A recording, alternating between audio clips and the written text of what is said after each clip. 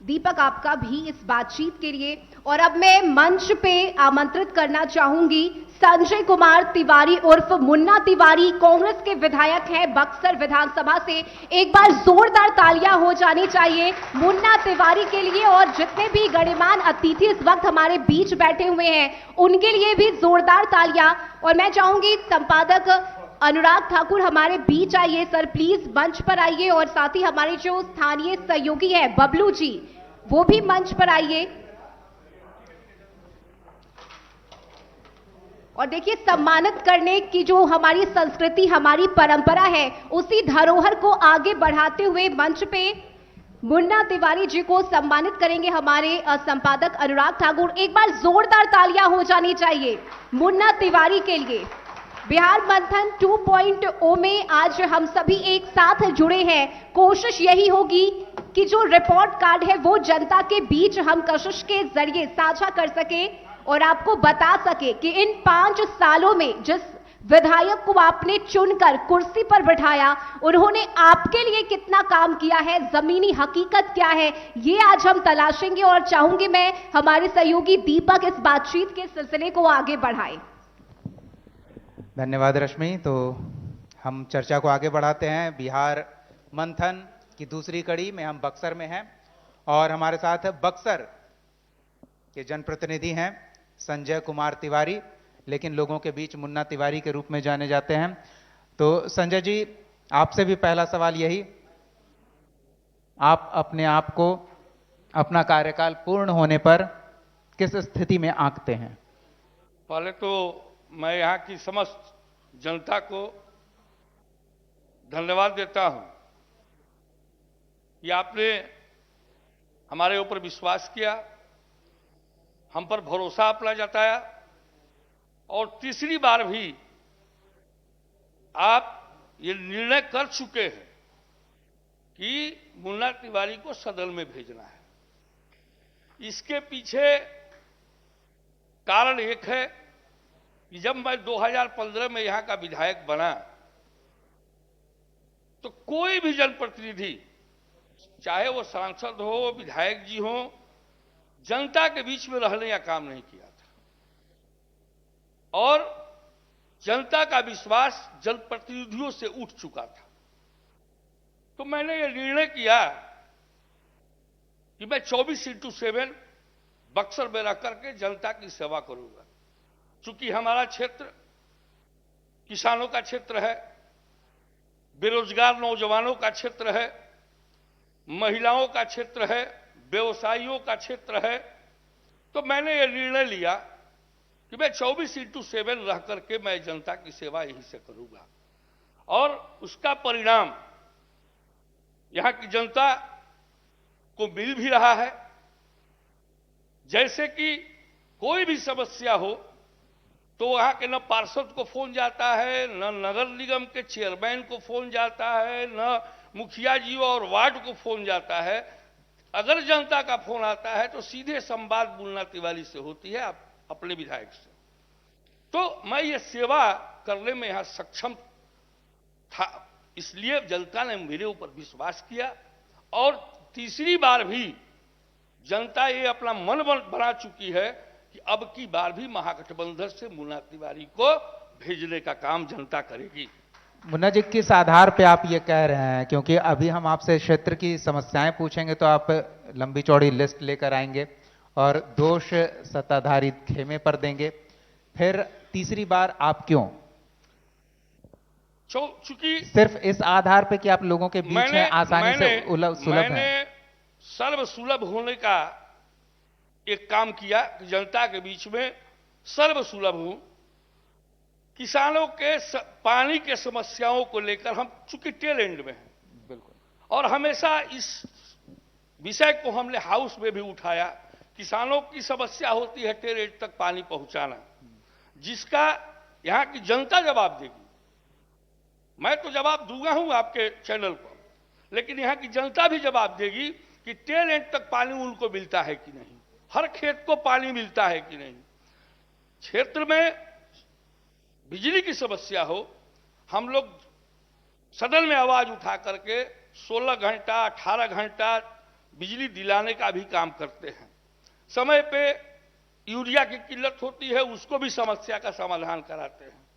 स्वास्थ्य समस्याएं हो, उनके लिए मुख्यमंत्री चिकित्सा अनुदान के तहत मैंने कम से कम अभी तक 4000 से ऊपर, चाहे वो किसी भी रोग से ग्रसित हो, मेरे यहाँ वो फहरिस्त है उन रोगियों का जिन्होंने मेरे द्वारा उपचार कराया, उनका नंबर भी है। आप कहें तो आपके चैनल को नंबर दे दूं, नाम दे दूं, और आप उनसे संपर्क करके पूछ सकते हैं कि विधायक जी ने मुख्यमंत्री चिकित्सा अनुदान में आपकी मदद की कि नहीं। इसलिए मुझे यह विश्वास है कि जनता तीसरी बार भी मुझे भेजेगी। और मैं समस्याओं से, चूंकि हम लोग विपक्ष में हैं, तो समस्याओं से लड़ना हम सबों का काम है। हम सभी अपनी बात को हाउस में उठाते हैं, हाउस में रखते हैं। सरकार कितना मानती है नहीं मानती है तो सरकार के ऊपर है, लेकिन हम लड़ते हैं जरूर अपनी किसानों की समस्याओं के लिए, बेरोजगारों की समस्याओं के लिए, महिलाओं की समस्याओं के लिए, व्यवसायियों की समस्याओं के लिए हम लड़ते हैं। इसलिए मुझे विश्वास है कि जनता निश्चित रूप से अपना आशीर्वाद तीसरी बार भी मुझे देगी। मुन्ना जी, पार्टी और गठबंधन तो अपने स्तर पर राज्य के लिए घोषणा पत्र तैयार कर रही होगी। जनता की ऐसी कौन सी समस्याएं हैं जो जनता आप तक लेकर आती है और आपको लगता है कि समय कम पड़ गया है, अगली बार उन समस्याओं का निपटारा करेंगे? देखिए, सबसे बड़ी समस्या यहां है, किसान का क्षेत्र है, पानी की समस्या है। गंगा के किनारे रहकर पानी की समस्या है। अब तो गंगा की बात आपने छेड़ दिया, तो गंगा को कौन लूटा ये भी आप जानते हैं। खरबों रुपया नमामि गंगे के तहत, अब गंगा के किनारे वाली बात मत छेड़िए। नहीं, वो छेड़ना जरूरी है ना, वो आपके लिए जीवन है, आपके लिए मौत बन सकती है, तो छेड़ना जरूरी है। मोक्षदायिनी गंगा है, मैं गंगा के ऊपर नहीं जा रहा हूं। नहीं, तो नमामि गंगे प्रोजेक्ट चल रहा है, स्वच्छ गंगा निर्मल गंगा प्रोजेक्ट चल रहा है, गंगा रिसर्च सेंटर राज्य में स्थापित है, नीतीश कुमार गाद निकाल रहे हैं, सब चीज तो चल रहा है। यहां आर्सेनिक पानी पी के लोग मर रहे हैं। केशवपुर में उतना बड़ा प्लांट लगा, इसी के लिए तो नल जल योजना तो है। सुना जाए तो आप ध्यान से सुनेंगे तो मैं बताऊंगा जी। इतना बड़ा प्लांट लगा, अगर आपकी टीम वहां जाए और देखे कि क्या स्थिति है जनता की, एक तरफ का नल चालू किया जाता है तो एक तरफ पाइप फटने लगता है, प्रेशर ही नहीं है, और आर्सेनिक पानी को लोग मजबूरी में पी रहे हैं, क्योंकि उनको उसका पानी नहीं मिल पा रहा है, फिल्टर नहीं लग रहा, फिल्टर नहीं कर पा रहा है। बहुत बड़ी समस्या है। आपका चैनल जाए, बगल में है केशवपुर गांव, देखेंगे तो पता लगेगा। नमामि गंगा पर मां गंगा को सफाई करने के लिए खरबों अरबों रुपया का लूट हुआ। तो स्थिति यह है कि हम टेल एंड में हैं, और यहां सबसे बड़ी समस्या है कि बार बार हम लोग विशेष उत्तम चिकित्सक की बहाली के लिए मांग करते रहे। यहां एनेस्थीसिया के बारे में मैंने क्वेश्चन जब हाउस में किया तो एनेस्थीसिया देने वाले डॉक्टर अवेलेबल नहीं है बिहार सरकार में। हमारे यहां एक एनेस्थीसिया के डॉक्टर हैं, वो डुमरा भी देखते हैं, सिमरी भी देखते हैं, बक्सर भी देखते हैं, ब्रह्मपुर भी देखते हैं। तो एक एनेस्थीसिया को लेकर के यहां के मरीज क्या करेंगे? सरकार की ये स्थिति है। तो इनसे हम लड़ रहे हैं और ये आश्वस्त करते हैं कि आने वाले समय में जब महागठबंधन की सरकार बनेगी तो यहां बेहतरीन तरीके के डॉक्टरों का पदस्थापना मैं कराऊंगा। और आपका चैनल तो जानता है, लोकल हैं हमारे कशिश के बबलू जी, हमारे प्रतिनिधि शाम 6 बजे से रात 2 बजे तक, ये आपका चैनल गवाह है, हॉस्पिटल में गरीब बेबस लोगों का इलाज मेरे द्वारा कराया जाता है। या ये आपका चैनल गवाह है, मैं गवाह नहीं हूं, यह चैनल गवाह है, आपका कशिश चैनल गवाह है। चलिए, तो अगर ऐसा है तो जनता उसका मोल भी चुकाएगी। लेकिन अब खेतों पे पानी वाली बात थोड़ी अधूरी रह गई थी, उसके बारे में क्या कह रहे थे? खेतों की पानी की समस्या ये है, सरकार तो दावा करती है कि हम हर खेत को पानी पहुंचा दिए। कम से कम बिजली तो दे ही रहे हैं, मुफ्त बिजली, ताकि अब मुफ्त बिजली कहां है? हम मुफ्त बिजली कहाँ ले रहे हैं? 125 यूनिट बिजली दे रहे हैं। यहां खेती आवर में 10-10 घंटा बिजली काट दिया जाता है, पावर काट दिया जाता है। किसान 1 बीघा खेती करता है तो उस खेत को पानी देने के लिए, 1 बीघा खेत को पानी देने के लिए 48 से 72 घंटा लगते हैं। 10 घंटा बिजली कट जाए, 8 घंटा पावर कट जाए, तो 1 कट्ठा में अगर पानी होगा तो फिर 1 कट्ठा को पटवन करके ही हम दूसरे कट्ठा में जा सकते हैं। इसलिए परेशानी का सबब है। तो मेरा ये रहेगा कि अब की बार हर खेत को पानी दिलाने का मैं काम करूंगा। जहां ट्रांसफार्मर नहीं लगा है वहां ट्रांसफार्मर लगवाऊंगा, जहां बोरिंग नहीं है वहां बोरिंग लगवाने का काम करूंगा।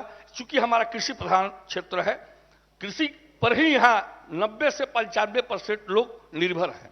इसलिए मेरा ये है कि मैं निश्चित रूप से हर खेत को पानी दिलवाने का काम करूंगा। सरकार इसमें विफल रही, जैसे हर घर नल का जल में विफल रही सरकार, वैसे ही हर खेत को पानी में भी सरकार फेल रही। चलिए, एक चीज और बताइए, आपके विरोधी कहते हैं कि मुन्ना जी जनता की ताकत पर नहीं अपने बाहुबल पर चुनाव जीत रहे हैं। यहां की जनता गवाह है। मैं वैसा तो कोई कृत्य करता नहीं हूं कि मैं बाहुबली हूं। मैं जनता के साथ, व्यवसायियों के साथ, बेरोजगारों के साथ, मां बहनों के साथ कदम से कदम मिलाकर चलने वाला मैं व्यक्ति हूं। मैं तो बाहुबली कहीं से अगर दिखता हूं तो आप बताएं। इसीलिए तो मैंने स्पष्ट किया कि आपके विरोधी आपका चैनल है ना, हमारे पास जो हिसाब है वो हम लेंगे। 2 दिन से चैनल आपका शहर में घूम रहा है।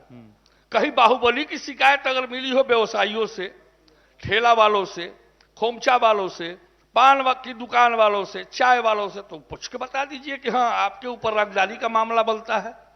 चलिए, एक चीज और बताइए, लिस्ट से आपके वोटर भी तो गायब नहीं हो गए? कुछ आपके वोटों की चोरी तो नहीं हुई है? हमारे यहां वोटों की चोरी, SIR जो कराया गया, क्या हुआ? हमारे यहां तो अभी ऐसे मतदाता हैं जो कि गांव में भी हैं और शहर के भी वोटर हैं। मेरे पास तो SIR की सूची है, मैंने स्वयं SIR करवाया है।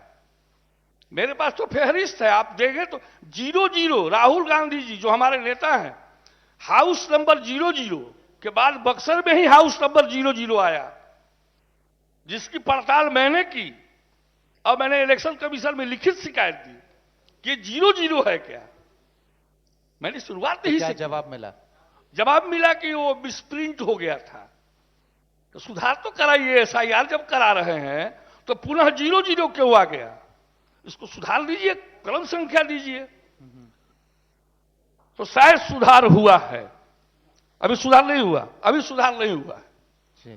और ऐसे वोटर हमारे नजरों में अभी 122 हैं, अभी चल रहा है उस पर मंथन, जो देहात में भी हैं और शहर के भी वोटर हैं। 122 वोटरों का नाम हमारे समक्ष आया है। मतलब SIR से कोई खास फायदा नहीं हुआ लिस्ट में? घाटा हुआ है महागठबंधन को। इन्होंने जो ये लोग वोट चोरी करते हैं, वोट चोरी के नाम पर इन लोगों का तो चल ही रहा है धंधा, गोरख धंधा चला रहे हैं ये लोग। इसलिए आपके चैनल के माध्यम से निश्चित रूप से शाहबाद की महागठबंधन की जनता को पुनः एक बार मैं आग्रह करूंगा, अपील करूंगा कि 20 सीटें आई थी हम लोगों को 2020 में, अब की बार 22 में 22 झोली में दे देना है और महागठबंधन की सरकार को बिहार में बना लेना है। ऐसे कैसे मिल जाएगा? उधर प्रधानमंत्री खुद मोर्चा संभाल, अरे यहाँ का प्रधानमंत्री जी अमित शाह खुद आ रहे हैं। हमारे 15 के चुनाव में, हमारे 20 के चुनाव में खुलेआम आकर वोट मांगे प्रधानमंत्री जी। यहाँ की जनता किसी को पहचानती थोड़े नहीं है कि आप प्रधानमंत्री जी हैं कि गृह मंत्री। सांसद भी आपके, विधायक भी आपके, पूरा सीट आपके कब्जे में। बिल्कुल बिल्कुल, हम लोगों का ही होगा, महागठबंधन का होगा। सिर्फ बक्सर ही नहीं, पूरा शाहबाद, पूरा शाहबाद 2200 सीट अब की बार लेंगे हम लोग, गारंटी। क्योंकि हमारे चारों सांसद हैं और हम 22 विधायक हो जाएंगे। कहीं अतिशोक्ति नहीं है कि 22 से 22 हम नहीं आएंगे। इनका सुपड़ा साफ करेंगे हम लोग अब की बार। इस बार ये लीजिए, वो कह रहे हैं अब की बार 225 पार। अरे 400 पार नहीं हो रहे थे, सेंट्रल में देखा नहीं आपने? 400 पार कर रहे थे। कहां गए? चंद्रा बाबू नायडू और नीतीश कुमार जी नहीं होते। लीजिए, नीतीश कुमार फिर हो जाए। अरे अब जब मानसिक